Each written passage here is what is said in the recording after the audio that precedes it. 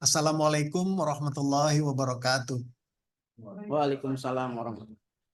Selamat siang semuanya Bapak-Bapak dan Ibu yang sudah hadir di webinar kali ini. Eh, Acara webinar ini adalah merupakan program dari Gapendri. Gapendri untuk bisa memenuhi persyaratan permintaan dari regulation yang ada bahwa harus ada eh, pemberdayaan atau peningkatan kualitas dan pengetahuan lah semacam begitu dari aturan yang ada. Jadi secara reguler Gapendri mengadakan webinar semacam ini yang kita pilih topik-topik yang menarik yang kita lihat bisa memberi pencerahan kepada anggota-anggota Gapendri yang lain dari satu anggota Gapendri yang sudah pernah menjalankan suatu proyek yang uh, ya, pelaksanaannya itu ada hal-hal yang menarik untuk bisa diketahui bersama gitu. Untuk itu maka pada kesempatan ini kita mengambil topik itu pelaksanaan pembangunan jalan tol Aceh Singli, yang nanti kita akan lihat pelaksananya seperti apa, kemudian tantangannya apa, dan kemudian solusinya apa. Nah, mudah-mudahan ini bisa menjadi masukan buat kita semua, bisa menjadi bahan pembelajaran yang bisa kita ambil hikmahnya, intisarinya, jika kita nanti melakukan suatu pekerjaan yang sama. Seperti kita tahu bahwa jalan tol Trans Sumatera itu adalah merupakan target untuk bisa dibangun mulai dari Lampung sampai ke ujung Banda Aceh. Nah, dari setiap kota itu beberapa sudah dibangun, dan seperti Aceh, ke Sigli, kemudian di Medan juga sudah ada, Pekanbaru, di Padang, sampai ke Palembang dan Lampung.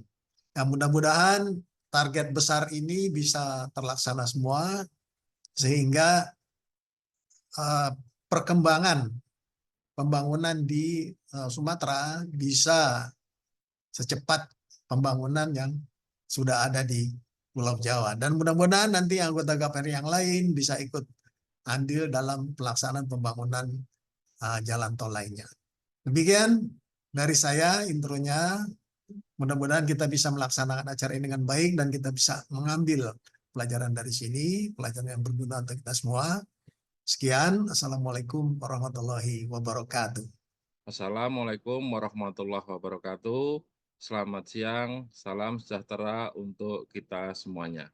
Pertama-tama, sebagai umat beriman, tentu tidak henti-hentinya kita panjatkan puja dan puji syukur kepada Tuhan Yang Maha Esa. Alhamdulillah, siang hari ini kita masih diberi kesehatan, sehingga masih bisa mengikuti webinar nasional walaupun dengan cara daring.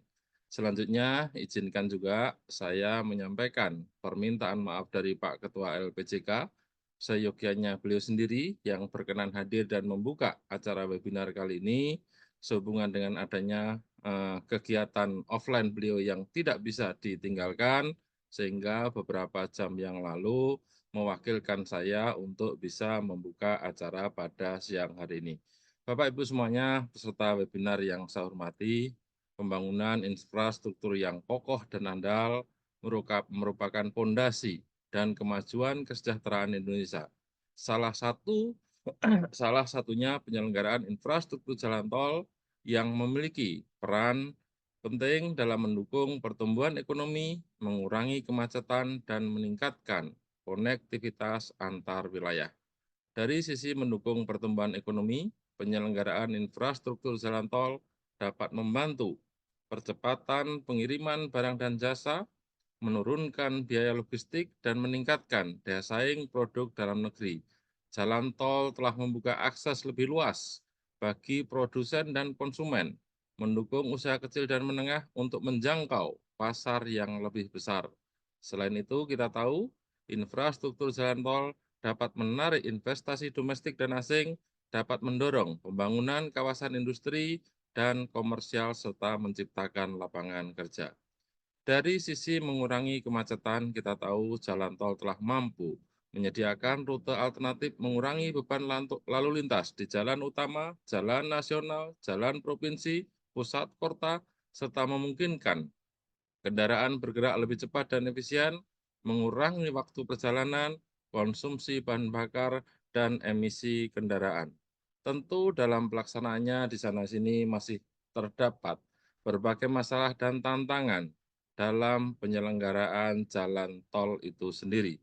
Mengatasi tantangan-tantangan itu tentu dibutuhkan perencanaan yang matang, kolaborasi antara berbagai pihak, serta pendekatan yang inovatif dan fleksibel dalam pelaksanaan proyek jalan tol.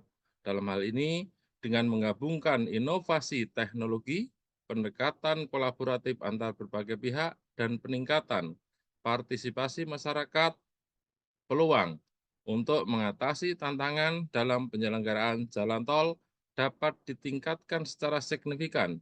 Hal ini tentu akan mendukung pembangunan infrastruktur yang berkelanjutan dan memberikan manfaat maksimal bagi semua pemangku kepentingan. Pemerintah, asosiasi, pelaku usaha, serta masyarakat jasa konstruksi perlu terus bersinergi, bekerja sama, berinovasi, serta berkomitmen pada praktek-praktek terbaik yang berkelanjutan dalam pembangunan infrastruktur menuju Indonesia yang lebih baik dan sejahtera.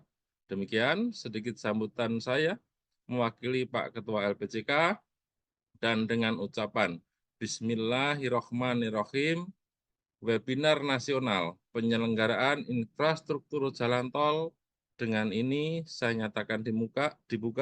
Semoga dan mudah-mudahan bisa memberikan feeding yang bermanfaat bagi percepatan infrastruktur, khususnya penyediaan jalan tol di Indonesia. Sekian, sekaligus saya akhiri. Assalamualaikum warahmatullahi wabarakatuh.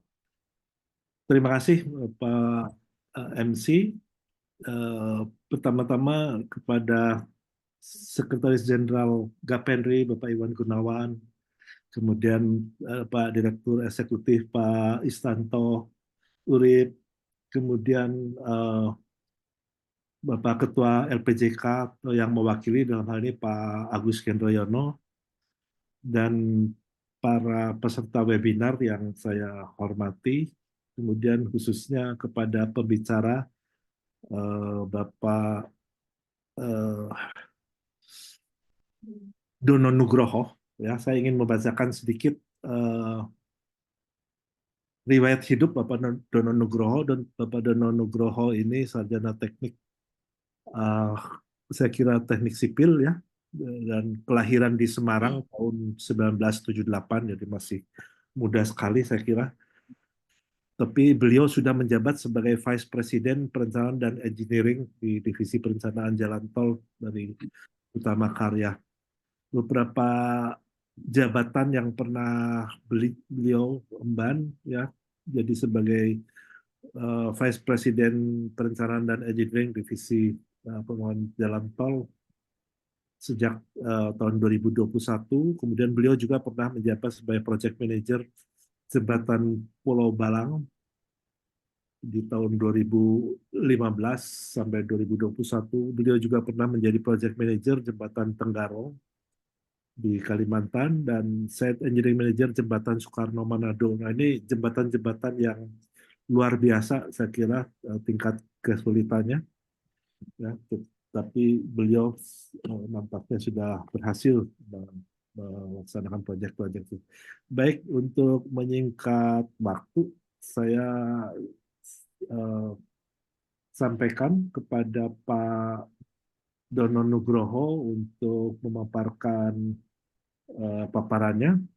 Tersedia waktu 45 menit, tapi kalau bisa mungkin agak kurang sedikit dari 45 menit karena kita berharap bisa cukup waktu untuk diskusi tanya jawab.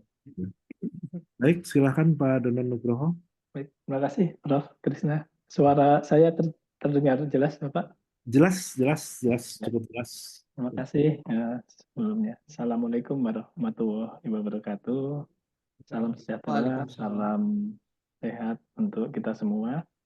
yang terhormat Prof. Krisna selaku moderator, Pak Agus Gendroyono dari LPJK, kemudian Pak Iwan Gunawan selaku Sekjen, dan Pak Istanto Urip, serta narasumber Pak Roni dalam kesempatan kali ini yang nantinya akan memaparkan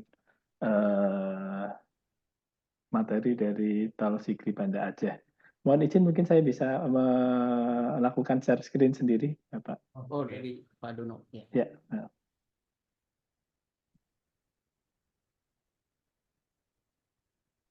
Izin Bapak, apakah share screen saya sudah bisa terlihat? Sudah Ada, Pak. terlihat? Jelas, Pak. Ya. Ya, Baik, baik. Bapak, mohon izin untuk kali ini kami akan menyampaikan mengenai perencanaan di Jalan Tol Trans Sumatera.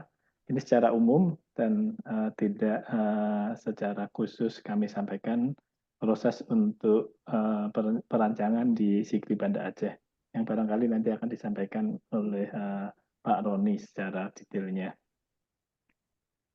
Untuk outline pemaparan saya kali ini, saya akan menyampaikan sedikit mengenai Tol Trans Sumatera yang saat ini sudah ada yang beroperasi dan sedang dibangun, dan yang akan direncanakan secara keseluruhan, termasuk sedikit penyampaian mengenai bisnis proses yang sedang kita lakukan di PT Utama Karya. Kemudian saya juga akan menyampaikan beberapa hal terkait perencanaan terutama di keengineeringan untuk tol Sumatera ini. Dan ada beberapa tantangan yang kami hadapi dan solusi yang kami hasilkan dalam merancang ataupun menyelesaikan beberapa seksi atau ruas jalan tol yang saat ini sudah beroperasi. Baik, untuk latar belakang penugasan tol Trans Sumatera sendiri, PT Utama Karya mendapat penugasan dari pemerintah sesuai dengan Perpres nomor 100 tahun 2014 yang sudah dirubah, JO Perpres nomor 42 tahun 2024 ini yang paling baru. Isinya mengenai penugasan jalan tol Trans Sumatera, di mana secara umum proses jalan tol Trans Sumatera ini penugasannya meliputi 5 hal dari proses perencanaan. Jadi proses perencanaan ini harapannya target yang dihasilkan dari proses penugasan ini akan membentuk atau ada produk akhir, yaitu perencanaan teknik atau rencana teknik akhir. Nah, setelah rencana teknik akhir ini bisa diselesaikan, di sini kami juga melakukan perencanaan terhadap pendanaan atau skema investasi atau bisnis yang nantinya akan menjadi sumber finansial atau pendanaan di ruas tol yang sudah selesai rencana teknik akhirnya. Nah, dari rencana pendanaan ini, apabila sudah disepakati asal pendanaan, skemanya seperti apa, akan dilanjutkan ke tahapan yang ketiga, yaitu tahapan pembangunan. Di mana tahapan pembangunan ini tentunya akan berkaitan erat terhadap perencanaan sebelumnya, baik itu rencana engineering maupun pendanaan. Dan di sini ada monitoring berkala yang selalu dilakukan pada masa pembangunan untuk memastikan apakah nilai investasi yang sudah direncanakan itu mencukupi untuk penyelesaian pembangunan tol secara menyeluruh. Setelah pembangunan selesai, tahap pengoperasian ini juga masuk ke dalam penugasan PT Utama Karya, di mana pengoperasian ini meliputi pelayanan transaksi dan pengumpulan pembayaran tol selama waktu konsesi. Dan penugasan pemerintah ini memang meliputi pengoperasian sampai dengan pemeliharaan selama masa konsesi di ruas tol JTTS atau Jalan Tol Trans Sumatera ini. Dalam pengoperasian tentunya akan ada beberapa hal yang perlu diperhatikan terkait pemeliharaan jalan untuk memenuhi SPM ataupun standar pelayanan minimum yang sudah ditetapkan oleh regulator, dalam hal ini Kementerian PUPR. Dampak dari pemenuhan SPM ini apabila tidak tercapai sangat besar, di mana sebelum SPM ini terpenuhi, kenaikan tarif tol itu bisa mengalami penundaan. Sementara skema bisnis yang kami rencanakan pada tahap 2 atau pendanaan itu sudah mempertimbangkan perkiraan kenaikan tarif sesuai dengan regulasi yang berlaku, yaitu setiap 2 tahun mengikuti nilai inflasi ataupun laju inflasi yang saat itu sedang berjalan. Jadi SPM ataupun pemeliharaan periodik ini sangat penting bagi kami supaya bisa tercapai. Di mana pemeliharaan ini sebisa mungkin efisien dan murah, tentunya sudah harus sejak masa perencanaan itu dipertimbangkan life cycle cost analisisnya. Jadi apakah lebih murah inisial investmentnya kecil dengan perencanaan minimum tetapi pemeliharaannya tinggi, atau perencanaannya yang cukup mahal tetapi nanti pemeliharaannya murah. Itu akan dilakukan pertimbangan mana yang paling efisien dalam perhitungan investasi di saat perencanaan pendanaan investasi. Jadi selanjutnya akan kami sampaikan untuk ruas tol JTTS sesuai penugasan dari pemerintah, nantinya akan ada 25 ruas dengan total panjang sekitar 2.830 km. Di mana seperti yang terlihat dalam peta di sini ada warna hijau, biru, kemudian merah ataupun kuning dan coklat. Di sini menggambarkan tahapan-tahapan yang saat ini sedang dilaksanakan ataupun sudah beroperasi di ruas jalan tol. Jadi saat ini untuk tahap 1, yaitu ruas yang berwarna hijau, di sini ada dari Lampung sampai dengan Palembang, kemudian ada beberapa ruas yang ada di Riau maupun di Medan, yang totalnya lebih dari 800 kilo, sebanyak 14 seksi atau ruas saat ini sudah beroperasi dan bisa digunakan secara layak untuk ruas JTTS ini. Dan saat ini masih ada di tahap 1 sepanjang 166 km yang terdiri dari 6 ruas atau seksi yang sedang dikonstruksi, yang harapannya bisa terselesaikan di tahun 2024 ini. Jadi harapannya di tahun 2024 ini ada lebih dari 960 km tol yang siap dioperasikan dan siap dilewati. Sementara untuk tahap 2 saat ini juga ada beberapa seksi yang sudah dikonstruksikan sepanjang 65 kilo, yaitu di seksi Betung Jambi, ruas Betung Jambi, seksi Bayung Lancir Tebino, kemudian untuk ruas Rengat Pekanbaru, seksi Junction Pekanbaru sampai dengan bypass Pekanbaru saat ini untuk tol tahap 2 yang sudah dikonstruksikan. Kemudian saat ini untuk rencana dalam waktu dekat, tahap 2 yang akan dikonstruksi sepanjang kurang lebih 160 kilo, yaitu lanjutan dari Palembang sampai dengan Jambi. Kemudian untuk ruas-ruas berikutnya, setelah ruas tahap 2 itu bisa diselesaikan dan dioperasikan, akan lanjut ke ruas-ruas tahap 3, di mana ruas tahap 3 ini melanjutkan dari backbone. Backbone yang kami maksud adalah ruas yang memanjang dari Lampung menghubungkan sampai dengan Aceh.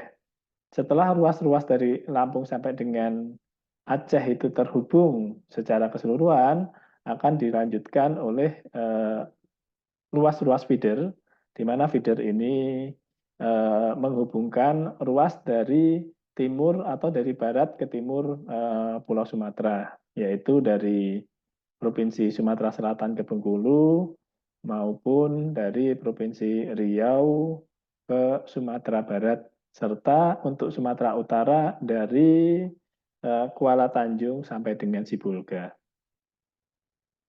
Secara umum, proses bisnis jalan tol sendiri saat ini dapat kami sampaikan dibagi menjadi 3 fase atau 3 kondisi. Ada kondisi perencanaan untuk pendanaannya, maupun kondisi pelaksanaan dan pengawasannya. Untuk fase perencanaan sendiri, dimulai dari pra-feasibility study, kemudian dilanjutkan menjadi FS, yang selanjutnya akan dikembangkan menjadi basic design. Dari basic design ini sudah bisa dimulai perkiraan untuk fase pendanaannya. Jadi di sini fase pendanaan berjalan beriringan dengan proses setelah proses basic design ini kami selesaikan. Setelah basic design, ada beberapa desain perencanaan yang harus kami selesaikan juga. Di sini ada dokumen lingkungan, AMDAL, maupun dokumen DPPT, yaitu dokumen perencanaan pengadaan tanah, yang nantinya akan digunakan untuk pembebasan lahan maupun penlog di lokasi-lokasi trase yang terdampak.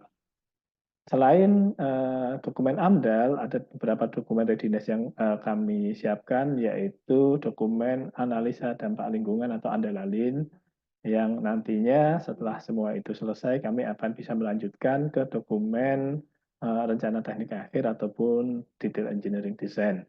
Dari sini skema bisnis plan ataupun rencana fase pendanaan ini akan lebih didetailkan untuk mendapatkan nilai yang lebih akurat.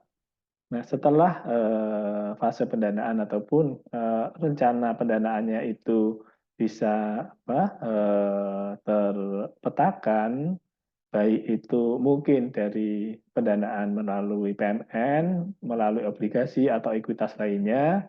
Nah, setelah ketersediaan dananya ini memenuhi, proses perencanaan selanjutnya yaitu penandatanganan kontrak PPJT. Jadi perjanjian jalan tol atau di sini dikenal dengan nama PPJT. Nah, setelah PPJT antara PT Hutama Karya dan Kementerian PUPR melalui BPJT itu ditandatangani, proses fase pelaksanaan pengadaan untuk konstruksi maupun pengawasan konstruksi ini bisa dilakukan. Hal ini bisa kami ada proses pengadaan sendiri melalui tender ataupun penunjukan yang sesuai aturan yang ada di dalam Perpres. Setelah masa pelaksanaan dilanjutkan ke masa operasi dan pemeliharaan jalan tol hingga selesai akhir masa konsesi. Kemudian beberapa kriteria perancangan yang saat ini menjadi standar kami untuk pencapaian output dari RTA atau DED. Yang pertama, kami harus dapat menghasilkan desain yang optimal. Kemudian desain optimal ini yang pasti akan menjamin keamanan dan keselamatan pengguna jalan yang nantinya akan dioperasikan. Dan harapannya dari desain tadi bisa mengembangkan ekonomi kawasan maupun rencana pertumbuhan ekonomi sesuai dengan yang sudah diperkirakan di fase perencanaan, pendanaan, dan investasi. Dan dari desain yang optimal ini, harapan kami juga bisa menghasilkan biaya investasi yang efisien. Tetapi kami juga tidak lupa dalam merancang desain ini selalu memperhatikan dampak-dampak lingkungan, sosial, maupun tata kelola yang baik. Jadi untuk beberapa lokasi jalan tol, termasuk di Sigli Banda Aceh, kami bekerja sama dengan BKSDA setempat maupun Kementerian Lingkungan Hidup untuk memastikan perlintasan satwa ataupun perlintasan entah itu mamalia ataupun itu reptil itu bisa diakomodir ataupun bisa dikaji supaya keberlangsungan lingkungan hidup ini masih bisa tetap terus terjaga. Baik, untuk secara singkatnya, alur desain untuk jalan tol sendiri dimulai dari pemilihan desain dan alignment yang biasanya ini dimulai dari 2 titik kota mana yang akan terhubung, kemudian kita melakukan simulasi alternatif trase mana yang paling efektif untuk mencapai atau menghubungkan 2 titik tersebut dengan persyaratan teknis yang sudah ditetapkan untuk kriteria jalan tol. Setelah pemilihan desain alignment itu selesai, dilanjutkan dengan survei topografi. Mengingat jalan tol Trans Sumatera ini yang cukup panjang, sehingga kami memanfaatkan teknologi LIDAR untuk mempercepat proses pengambilan data topografi. Dan setelah kita mendapatkan hasil topografi dari LIDAR dan di situ bisa ditentukan beberapa lokasi persilangan, nah kami berkoordinasi dengan instansi terkait.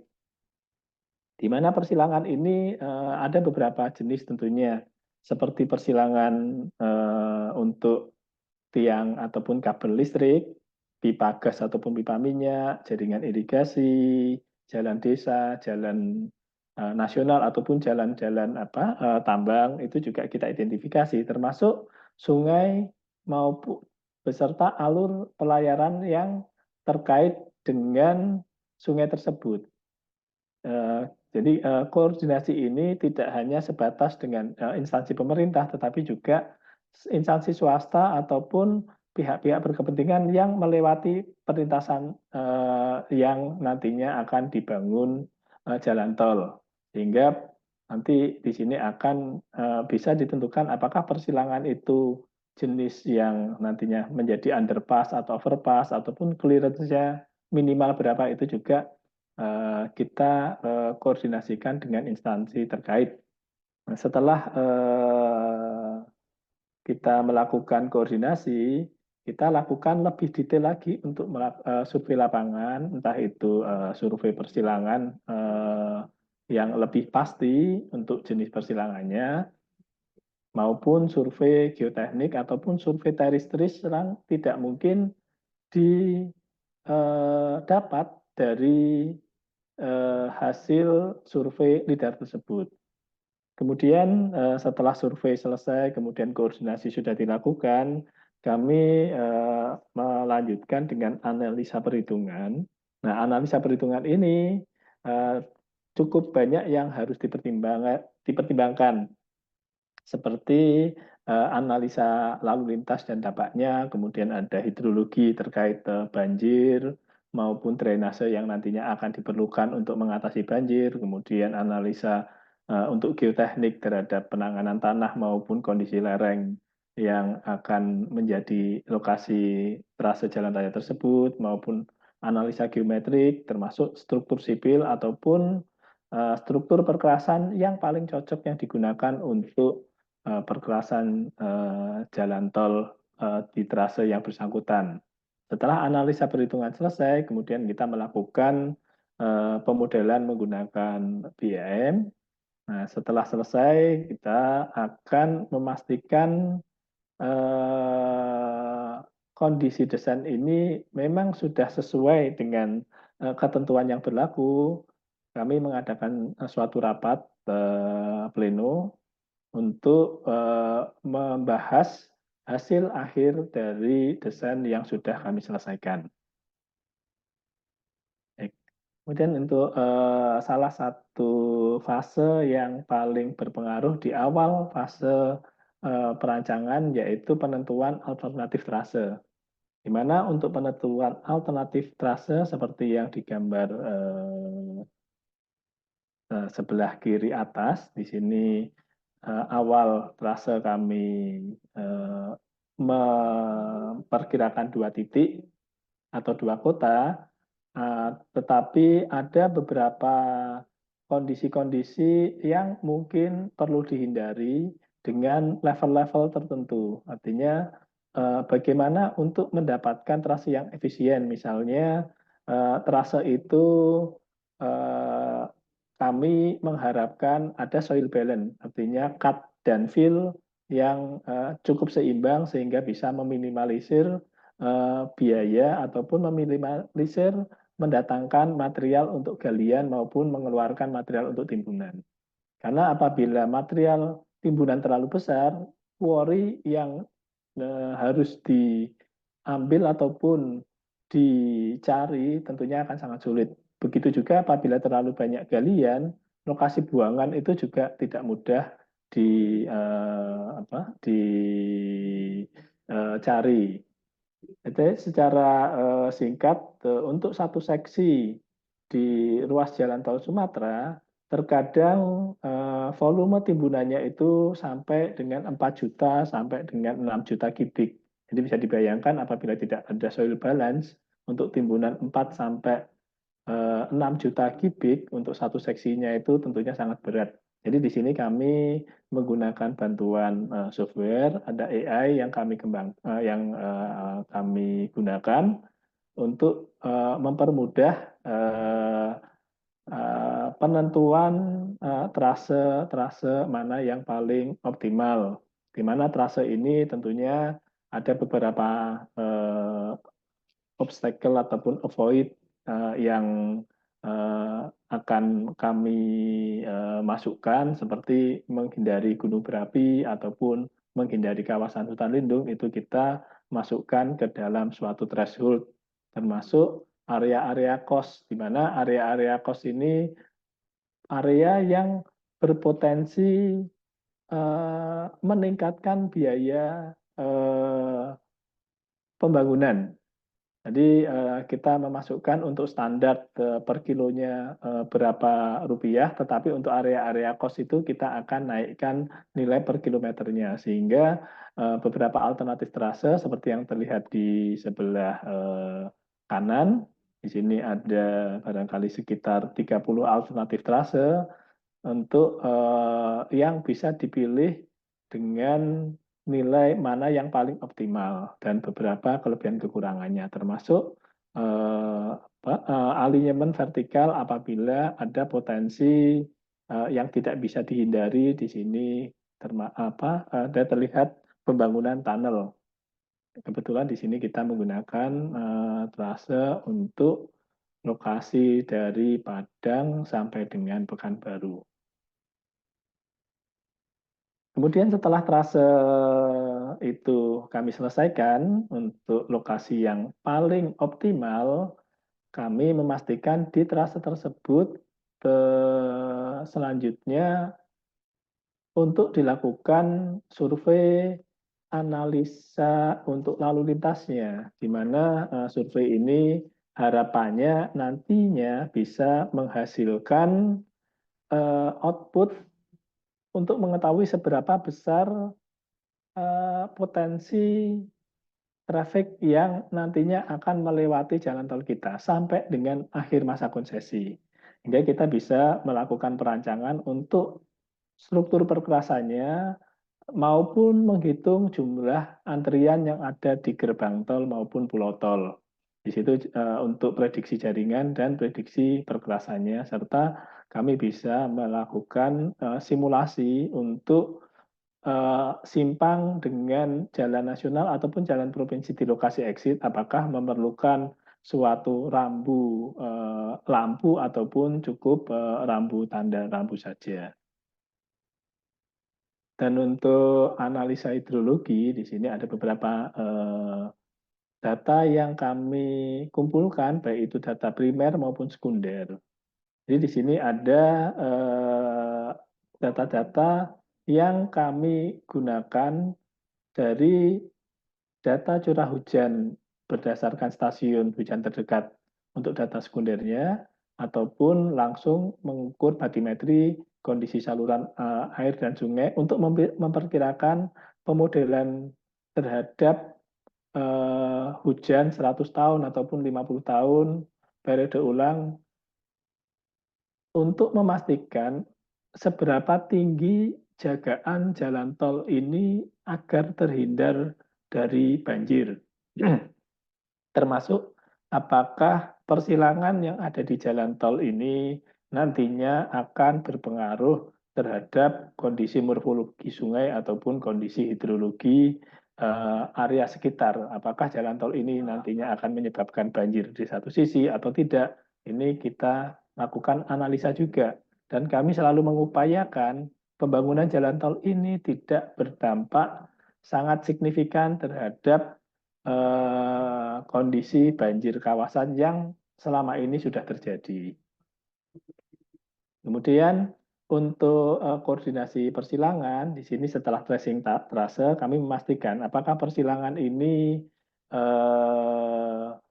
persilangan yang memang harus diakomodir kondisi persilangannya, ataukah persilangan ini seperti persilangan jalan bisa dipindahkan ataupun direlokasi ke persilangan terdekat, termasuk persilangan gas ataupun persilangan yang nantinya akan dikerjakan. Artinya bisa jadi saat ini persilangannya ini belum ada, akan tetapi setelah masa pembangunan bisa jadi akan dibangun suatu jaringan irigasi atau suatu jaringan pipa gas ataupun pipa minyak. Tentunya di sini akan sangat sulit apabila sejak awal tidak teridentifikasi. Di sini kami juga berkoordinasi dengan instansi-instansi terkait yang memiliki persilangan ataupun berpotensi ada persilangan baru yang nantinya akan melewati jalan tol ini.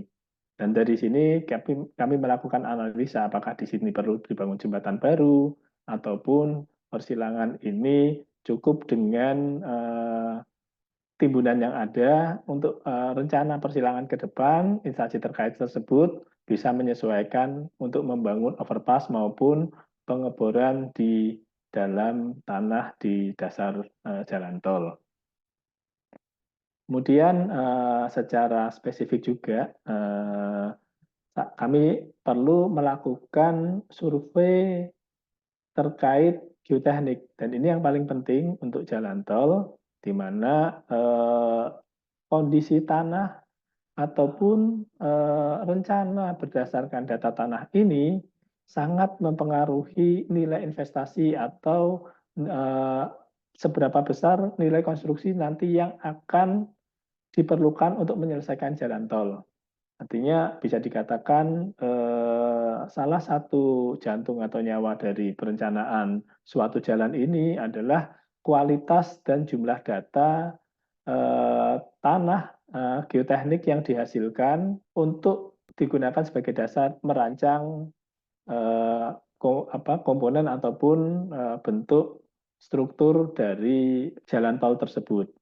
Di sini dari hasil yang akurat ataupun hasil yang sudah proper tadi bisa diketahui apabila tanahnya lunak, struktur ataupun perkuatan atau perbaikan tanah jenis apa yang akan nantinya dipilih.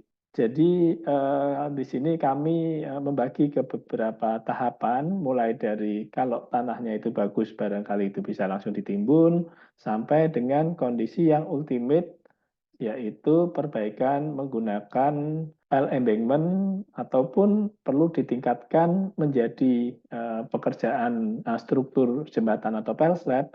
Ini berdasarkan dari survei data tanah yang sudah diselesaikan. Kemudian setelah semua analisa, survei, dan evaluasi selesai dikerjakan, akan kami modelkan untuk penggambarannya menggunakan model digital atau menggunakan perangkat BIM untuk visualisasinya.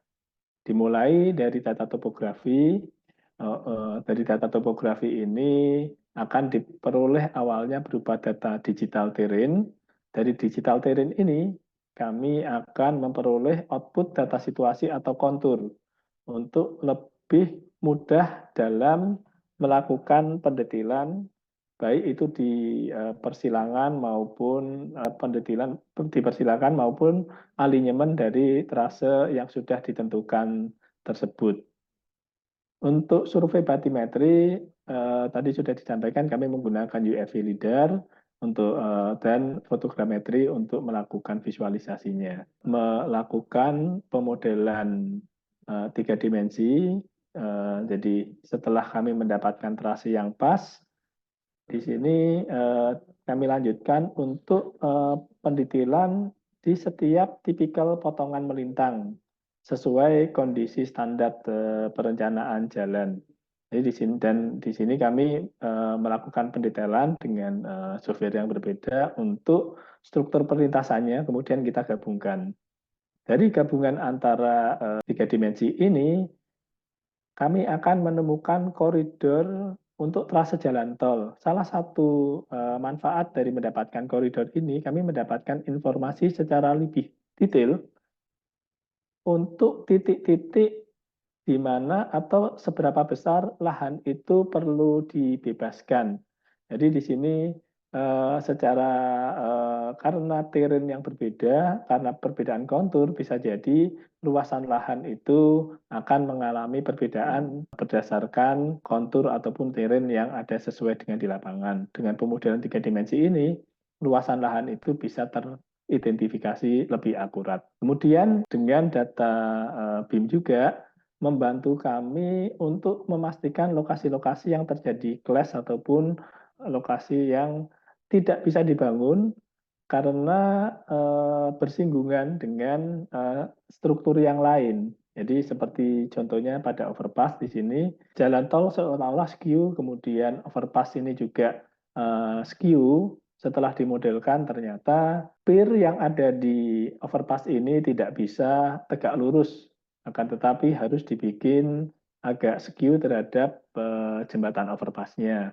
Dan di sini dari pemodelan ini setelah kita melakukan penyesuaian sudut pier, dilakukan penghitungan ulang struktur. Apakah kondisi yang baru ini perlu penyesuaian pendetilan atau tidak, dan kekuatan strukturnya apakah mengalami perubahan. Di sini kami rencanakan ulang. Termasuk pada lokasi-lokasi box culvert, bisa terlihat apakah box yang kita rencanakan panjangnya itu sudah memenuhi.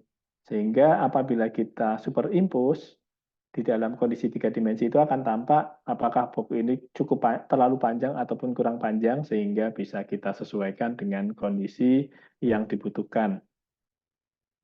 Nah, dari semua model apabila sudah selesai, yang paling utama masuk ke dalam 5D atau 5D, yaitu quantity take off, di mana kita bisa mengetahui seberapa besar volume yang nantinya akan digunakan selama masa konstruksi. Dan volume ini saat ini sudah bisa menyesuaikan sesuai dengan standar format yang ada di Bina Marga.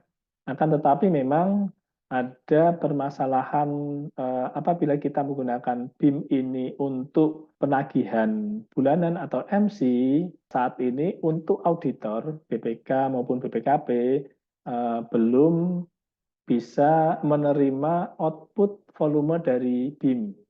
Jadi kami masih menggunakan cara perhitungan konvensional penagihan supaya pada saat audit nanti bisa diterima oleh pemeriksa. Jadi di sini bisa dikatakan sayang juga sudah menggunakan BIM, tetapi masih 2 kali kerja dengan cara penghitungan dengan metode konvensional. Nah, ini salah satu workflow yang kami gunakan untuk proses penggambaran di BIM. Awal penggambaran dari masing-masing bidang oleh konsultan itu dibuat sketsa secara 2 dimensi.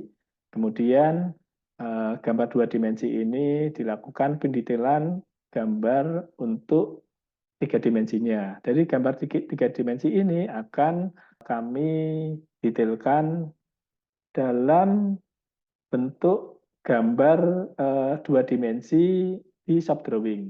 Jadi gambar ini notasi dan gambar yang sebelah kanan ini berasal dari potongan yang dihasilkan dari 3 dimensi, termasuk notasinya itu juga langsung secara otomatis bisa kita keluarkan untuk output dari BIM ini. Jadi manfaat untuk BIM bagi kami sendiri, karena BIM ini dimulai awalnya itu ada CDE-nya,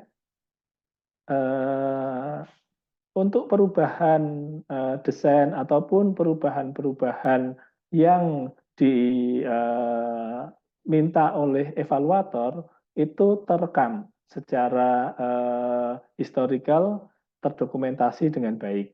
Kemudian dengan BIM ini kolaborasi antar bidang, baik itu perencana mungkin geoteknik ataupun geodetik ataupun perencana geometriknya itu bisa sama-sama melihat rencana pembangunan ataupun shop drawing-nya tanpa harus bertemu di dalam satu meja. Jadi di sini salah satu kelebihan dimanapun, kapanpun, setelah gambar itu disubmit, setiap orang, stakeholder ataupun evaluator yang berkepentingan yang masuk ke dalam CDE bisa melakukan evaluasi. Dan dengan demikian, desain kontrolnya itu juga bisa lebih akurat. Kemudian ada beberapa tantangan dan solusi yang saat ini sudah kami petakan. Yang pertama dari penentuan trase, yaitu di mana dari data topografi ada beberapa tadi yang sudah kami sampaikan, ada beberapa constraint area yang harus dihindari ataupun yang harus batasi, itu bisa sebisa mungkin bisa dipetakan sejak awal. Jadi lokasi-lokasi kawasan hutan ataupun kawasan yang costly ataupun lokasi yang permintaan untuk soil balance dan lain itu semuanya sudah bisa diidentifikasi di awal. Sehingga penggunaan software itu bisa lebih efisien untuk menentukan trase karena halangan ataupun avoid tadi yang sudah identifikasi di awal itu sudah cukup lengkap. Ini yang kita jadikan alternatif solusi pada saat penentuan trase. Kemudian untuk soil improvement tentunya di sini di Tol Sumatera itu sangat banyak tanah lunak yang kondisinya berbagai macam, termasuk di situ ada yang organik, gambut, maupun kondisi yang barangkali dikategorikan klesil juga itu ada di Tol Sumatera. Sehingga akurasi dan jumlah data yang dihasilkan untuk evaluasi ini sangat penting. Dan di sini kami selama ini untuk memastikan pengambilan data tanah yang dilakukan oleh spesialis ataupun subkon penyedia jasa pengambilan sampel tanah, kami menggunakan geotagging. Jadi setiap kali mereka akan melakukan pengambilan sampel, tim dari subkon tadi mengirimkan foto geotagging lokasi dan kami memastikan apakah pekerjaan itu dilakukan di titik yang diharapkan. Jadi salah satu untuk memastikan karena begitu banyaknya sampel tanah dan tidak memungkinkan untuk dilihat satu persatu dan dicek satu persatu, kami memanfaatkan teknologi geotagging ini untuk memastikan lokasi pengujian data tanah ini di titik yang sesuai dengan harapan.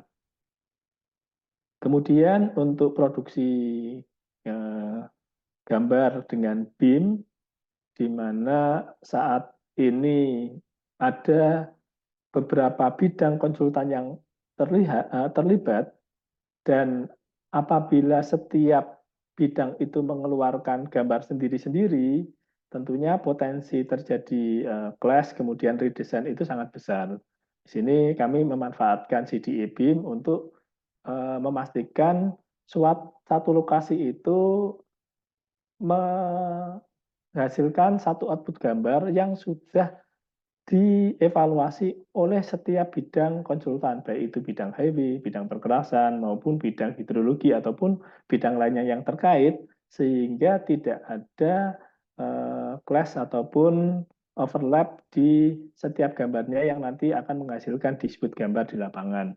Ini kami mengembangkan, membuat solusi untuk agar output itu tidak berulang ataupun bisa lebih efisien. Dan untuk pemenuhan Mohon izin, data, Pak Dono. Mohon izin, ya, Pak ini Dono. terakhir Pak, Waktunya.